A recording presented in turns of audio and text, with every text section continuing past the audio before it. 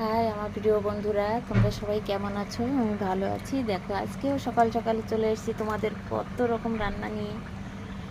দেখো, এই রান্না করতে বসে গেছি। আমি ছাদের উপরে রান্না করছি আজকে উনুনে। তো চারিদিকের ওয়েদারটা দেখো, সুন্দর লাগছে। আজকে রোদ আছে, কিন্তু উপরে আমি ঢেকে নিয়েছি। তো দেখো, রান্না করতেও বসে গেছি। এই যে এখানে লোটে মাছ আছে, কাঁকরোল ভর্তা করব, কাঁকরোল বাটা আর কি বলে। তো দেখো, আমি সব রকম মশলা তৈরি করে নিয়েছি, মাছ ভেজে নিয়েছি।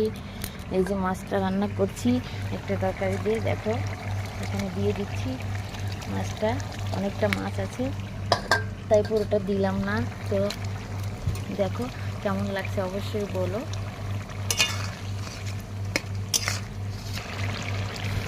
দেখো, শাকটা রান্না করছি মাছ দিয়ে। আর এই যে আমি চা খাওয়া শুরু করছি, চা খেতে খেতে রান্না করছি। দেখো, তো তোমরাও চলে এসো সবাই আমার বাড়িতে, না খেয়ে যেও না কেউ। দেখো, শাকের তরকারিটা হয়ে গেছে, নামিয়ে দিচ্ছি। এখন বাকিটা বসাবো।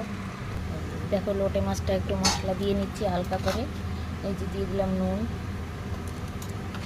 দিয়ে দেবো হলুদ,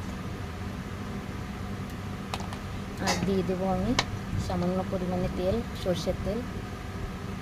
তো ভালো করে ম্যারিনেট করে নেব। আদা, পেঁয়াজ, রসুন সব এই যে আমি মশলা করে রেখেছিলাম, ধনের গুঁড়ো, জিরের গুঁড়ো, লঙ্কার গুঁড়ো সব কিছু দিয়ে আদাটা দিয়ে দেবো আমি। আদাটা দিয়ে ম্যারিনেট করে নিলাম। তেল বসিয়ে দিয়েছি। দেখো, এই গোটা জিরে, তেজপাতা, আর সামান্য একটু পেঁয়াজ,